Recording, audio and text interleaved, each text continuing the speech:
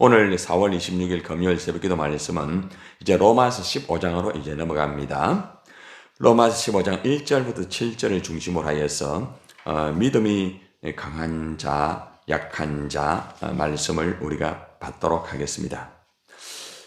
오늘 감사는 아무 한 것 없는 나에게 구속의 은혜를 주시니 감사.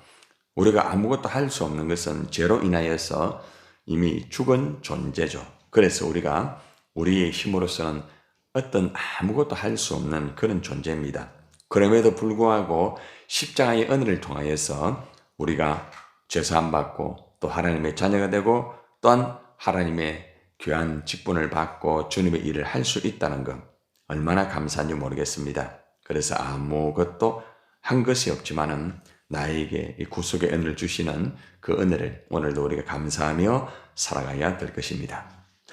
오늘 사도 바울은 믿음이 강한 자가 믿음이 약한 자를 어떻게 대해야 되는지를 잘 가르쳐주는 말씀입니다.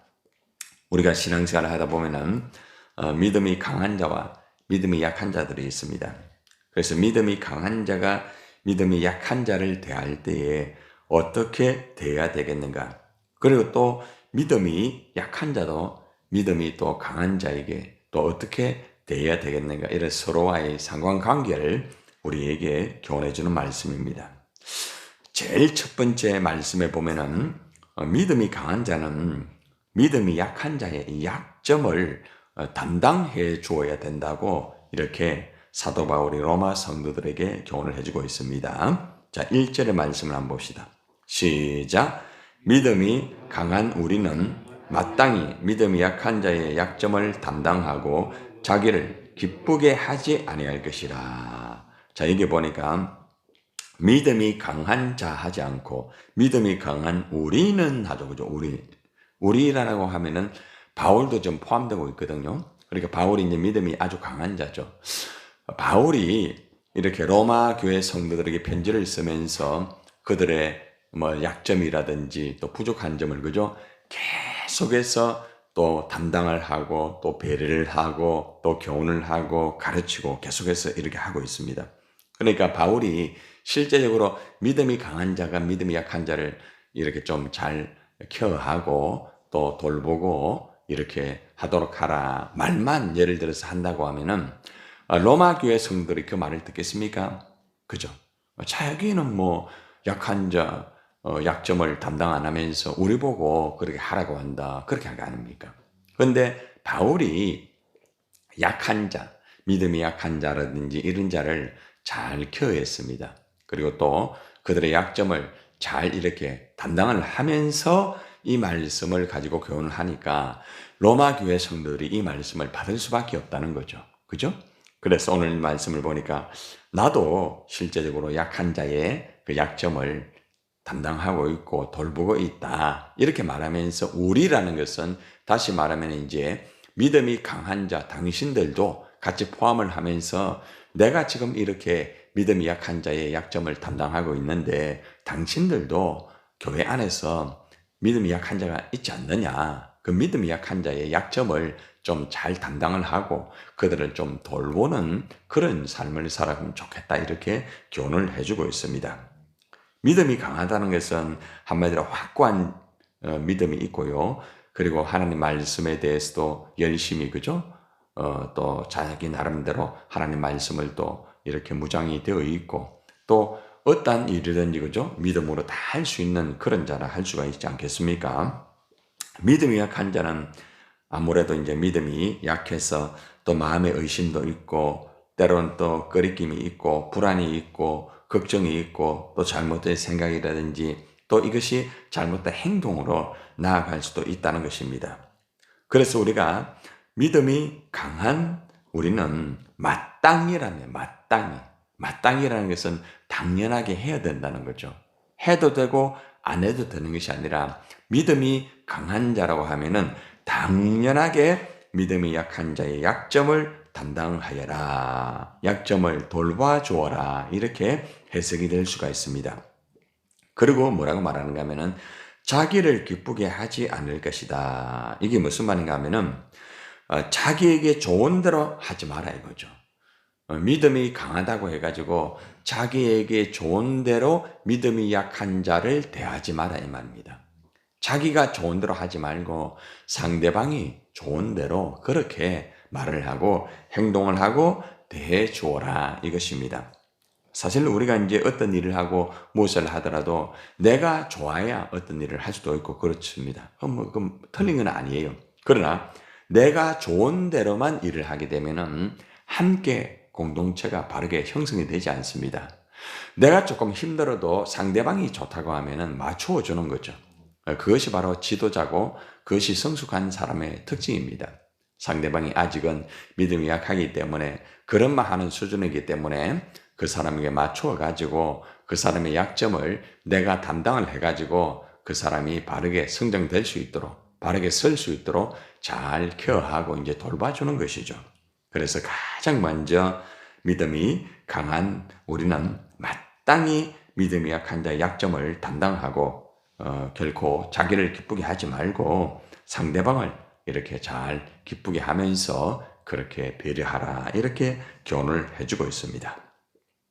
자, 두 번째는 이웃의 유익을 위해서 항상 말을 해라. 그리고 행동도 그렇게 하고 특별히 어제도 우리가 말씀을 드렸지만은 덕을 꼭 세우도록 하여라 이렇게 말을 하고 있습니다. 자, 2절 한번 봅시다. 시작. 우리 각 사람이 이웃을 기쁘게 하되 선을 이루고 덕을 세우도록 할지라. 우리가 한 사람 한 사람마다 이제 자기 이웃의 마음에 들게 행동을 하여라. 이웃을 기쁘게 하되 이 말은 이웃의 마음에 들게 행동을 해라만 행동을. 우리가 말을 하고 행동을 할 때 이웃 사람들이 저 사람은 말하고 행동하는 것이 진짜 예수 믿는 사람 맞구나. 저 목사님은 말과 행동이 진짜 바르구나. 저분은 정말 말과 행동의 모습에서 정말 본이 되구나.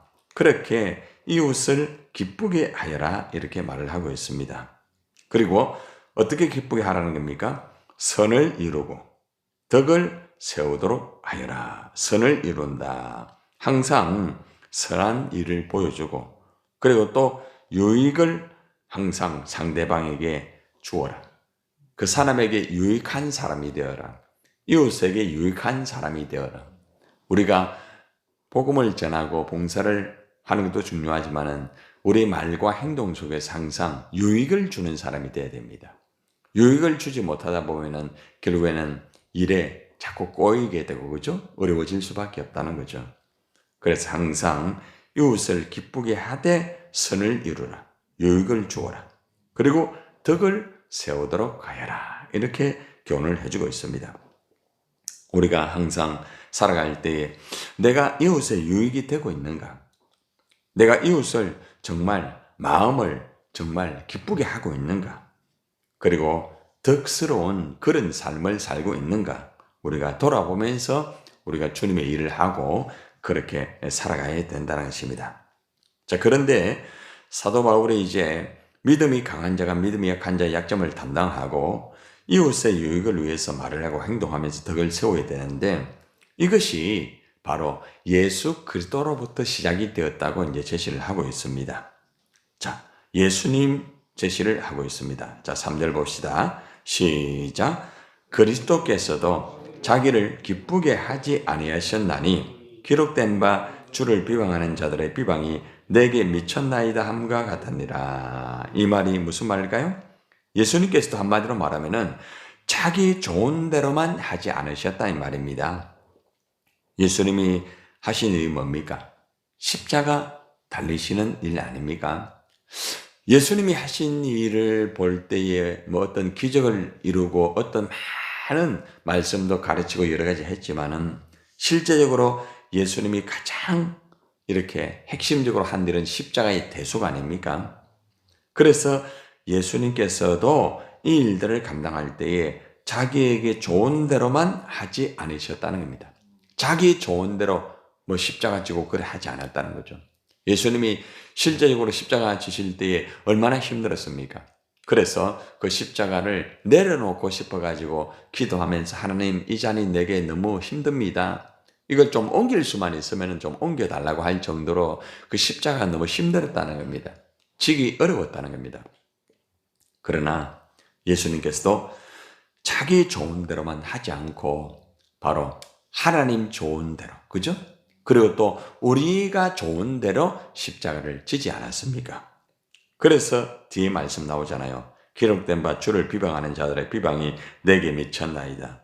그러니까 성경에 기록하기를 주님을 비방하는 자들의 비방이 내게 떨어졌다. 이 말은 무슨 말인가 하면은 사람들의 비방을 받으면서 마침내 십자가에 못 박혀 죽으셨다는 거죠.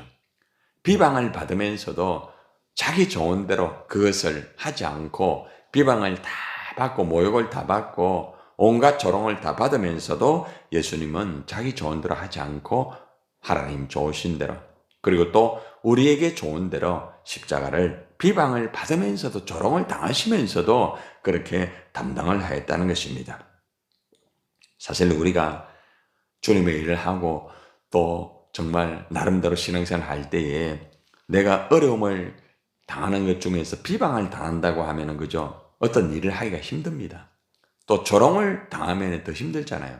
그런데 바울이 예수님이 비방당하면서 조롱당하면서 십자가 지시지 않았느냐. 그러니까 우리는 당연하게 우리가 비방을 받는다 할지라도 예수님이 그렇게 하셨는데 우리가 조금 힘들다고 해가지고 그렇게 하면 안 된다 이 말이에요. 그래서 예수님이 좋으신 그 모습 자기 좋은 대로 하지 않고 항상 하나님 좋으신 대로 또 우리에게 맞추어서 십자가 지신 것처럼 우리도 예수님의 그 발자취를 이어가지고 우리가 따라가야 된다. 이렇게 교훈을 해주고 있습니다. 우리가 힘들고 어려울 때에 예수님의 그 발자취를 묵상해야 됩니다. 예수님은 어떻게 하셨을까? 예수님은 이 힘들 때에 어떻게 일을 감당하셨을까? 예수님은 힘들고 어려울 때에 무엇라고 말을 하셨을까? 항상 예수님의 모습을 보면서 우리가 말을 하고 행동을 하고 우리가 하나님의 일을 할 필요가 있다는 것입니다. 자, 그러고 난 다음에 이제 성경에 대해서 다시 한번 교훈을 해주고 있습니다. 자, 4절 봅시다. 자, 시작. 무엇이든지 전에 기록된 바는 우리의 교훈을 위하여 기록된 것이니 우리로 하여금 인내로 또는 성경의 위로로 소망을 가지게 함이니라. 자, 이 말은 무엇이든지 전에 기록한 것은 이 성경에 기록한 그 내용들은 이 말입니다. 우리에게 교훈을 주려고 한 것이다. 성경 속에 있는 수많은 그 기록들이 있습니다. 창세기부터 계시록까지 많은 기록의 말씀이 있잖아요.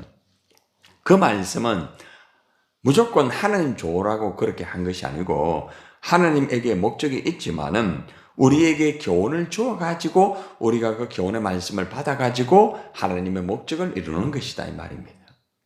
우리에게 교훈을 주기 위해서 이 성경 말씀을 이렇게 기록한 것이라는 것을 꼭 기억하여라 이 말입니다. 특별히 성경에 주는 교훈은 인내와 위로다. 인내, 위로. 우리로 하여금 인내.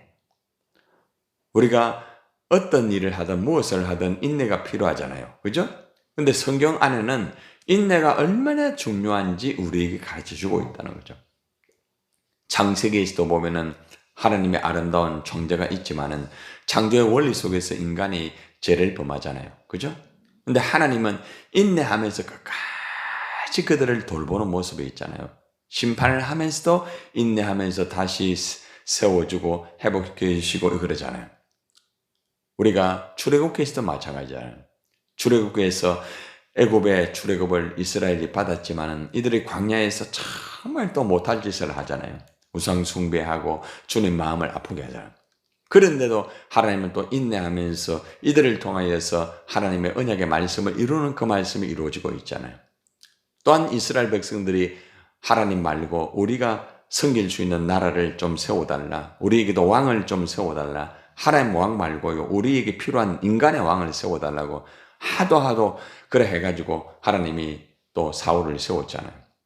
그럼에도 불구하고 이스라엘 백성들은 또 죄를 범하고 하나님의 마음을 아프게 하잖아요. 그런데도 하나님은 인내하면서 이스라엘을 다스리시고 통치하시면서 끝까지 나가는 걸 보고 있잖아요.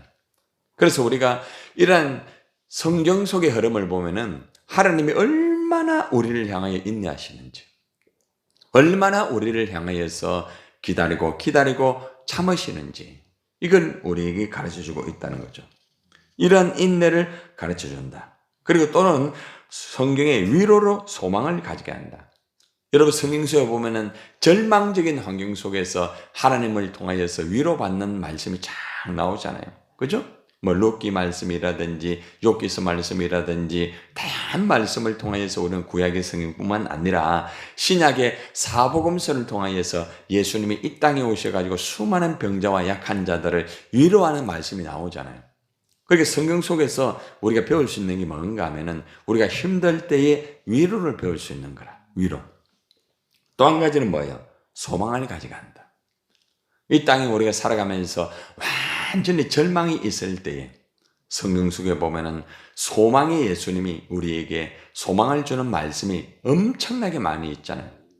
나사로가 죽어서 무덤 안에 들어갔지만은 나사로가 나오라 할 때에 나사로가 그죠? 무덤을 헤치고 나오잖아요. 이 부활의 소망 아닙니까? 제 아들을 통하여서 예수님이 십자가 내가 지어야 된다 할 때에 제 아들이 절망을 했잖아요. 그런데 예수님이 십자가 지시고 부활하셔가지고 이 제 아들에게 소망을 주잖아요. 소망을. 그러니까 성경 속에 보면은 인내와 그리고 위로와 이 소망의 말씀을 우리에게 주니까 너희가 성경을 통하여서 좀 인내를 좀 배워라. 그리고 위로를 좀 항상 또 보고 배우고 또 그리고 소망을 가져라. 이런 말씀을 우리에게 주고 있다는 것입니다. 성경은 이처럼 우리에게 인내와 위로와 소망을 주는 말씀이기 때문에 어떠한 환경 속에서 어렵고 힘들다 할지라도 성경 속의 인내와 위로와 소망을 우리가 잘 배워가지고 주님의 일도 감당하면서 내가 믿음이 강하다고 하면은 믿음이 약한 자를 잘 이렇게 보면서 인내하면서 이렇게 하라는 거예요. 그리고 또 그들을 위로하면서 약한 자를 담당하라는 거죠. 또 한 가지는 소망이 없는 사람이라 할지라도 끝까지 좀 소망을 가지고 그 사람을 대하라. 이런 말씀입니다. 자, 그러고 난 다음에 다시 한번 하나님을 인내와 위로의 하나님이다. 이런 말을 하고 있습니다. 로마서 15장 5절 보세요. 시작. 이제 인내와 위로의 하나님이 너희로 그리스도 예수를 본받아 서로 뜻이 같게 하여 주사. 인내심과 위로를 주시는 하나님이 있잖아요. 여러분이 그리스도 예수를 본받아 같은 생각을 품게 하신다는 것입니다. 하나님이 그냥 무조건 뜻을 같이 해라 이 말이 아니고 인내와 위로를 주시는 하나님이라고 말을 하고 있습니다. 하나님이 우리에게 인내를 주신다는 거죠. 하나님이 우리에게 위로를 주신다는 것입니다. 그래서 우리가 그리스도 예수를 본을 받아가지고 서로 뜻이 같게 하여라. 같은 생각을 품어가지고 그렇게 하여라 이 말입니다. 그리고 난 다음에 결론을 맺습니다. 6절입니다. 시작. 한 마음과 한 입으로 하나님 곧 우리 주 예수 그리스도의 아버지께 영광을 돌리게 하려 함이라. 예수님을 본받아가 같은 생각을 품게 하시고 또 한 마음과 한 입으로 하나님 곧 우리 주 예수 그리스도의 아버지께 영광을 돌리게 해 주기를 간절히 원한다는 것입니다. 그래서 우리는 이 말씀을 받으면서 우리는 하나님이 주시는 인내심 그리고 위로 이 힘을 우리가 받아가지고 또 예수 그리스도를 본받아가지고 서로가 뜻을 같이 해야 됩니다. 그리고 한 마음을 가지고 한 입으로 하나님 곧 우리 주 예수 그리스도의 아버지께 영광을 돌려야 되는 것이 바로 우리들의 모습이라는 것입니다. 그리고 바울은 이제 마지막으로 예수 그리스도께서 부족한 우리를 받아주었던 것처럼 우리도 서로가 받아주어라. 배려하는 것으로 끝나지 말고 충분하게 그 사람을 받아주어라 이렇게 말하면 됩니다. 자, 7절 봅시다.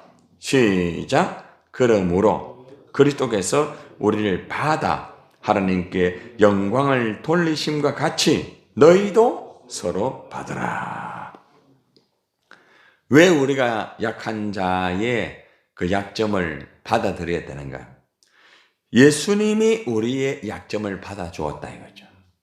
예수님께서 우리의 약한 점을 받아 주었는데 우리가 당연하게 그 사람의 약점을 받아 주는 것이 도리가 아니겠느냐.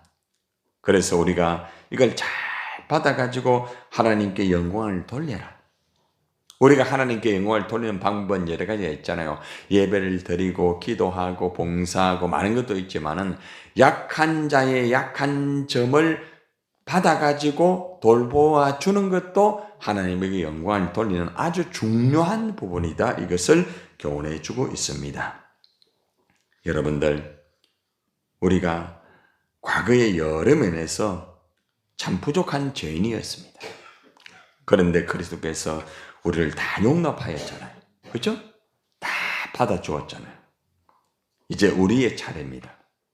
우리도 부족한 또 약점을 가진 형제들을 용납하고 그냥 우리가 그들을 받아주어야 된다는 것입니다. 어떤 조건을 가지지 말고. 물론 이 말을 오해하면 안 되겠죠.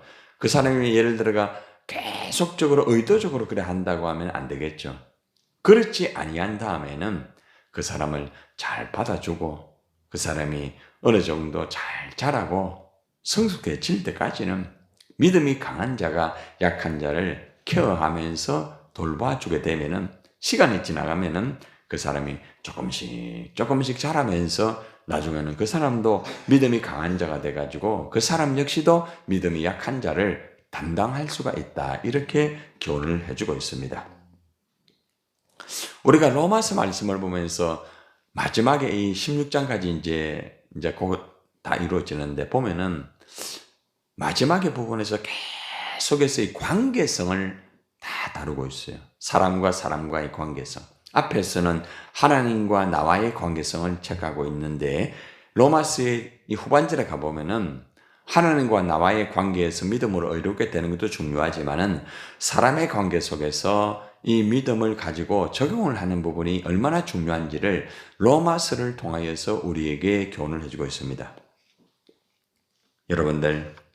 여러분 각자가 믿음이 강한 자도 있을 것이고 믿음이 약한 자도 있을 것입니다.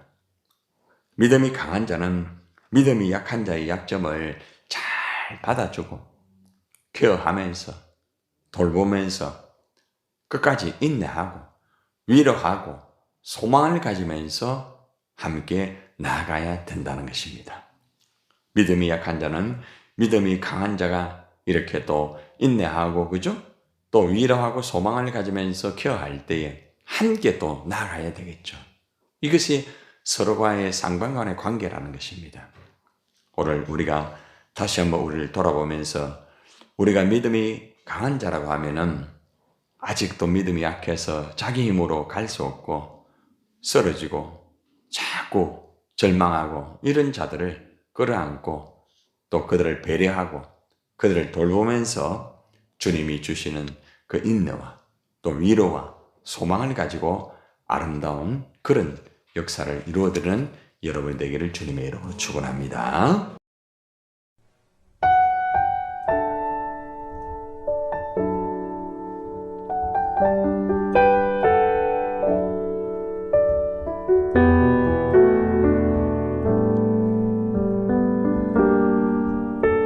마음이 상한 자를 고치시는 주님, 하늘의 아버지 날 주관하소서. 주의 길로 인도하사 자유케 하소서. 새 힘을 행하사 분케 하소서. 마음이 상한 자를 고치시는 주님, 하늘의 아버지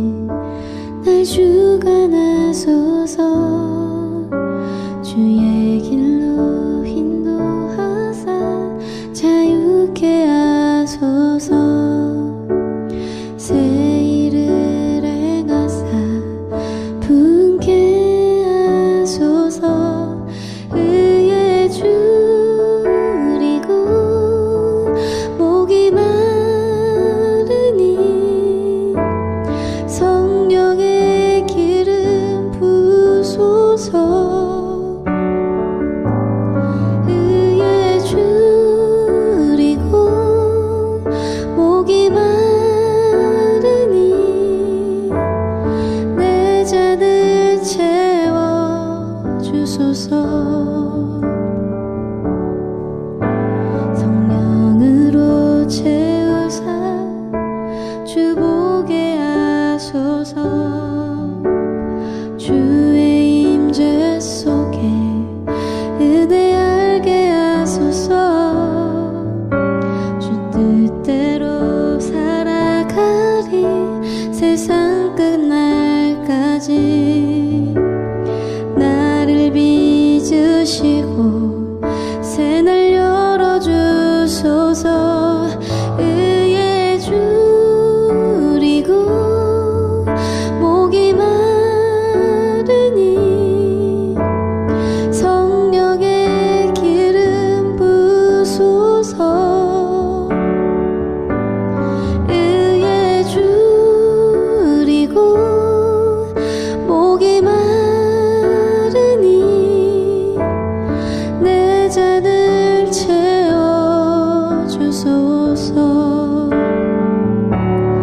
의에 줄이고 목이 마르니 성령의 기름 부소서. 의에 줄이고 목이 마르니 내 잔을 채워 주소서. 내 잔을 채워 주소서. 내 잔을 채워 주소서.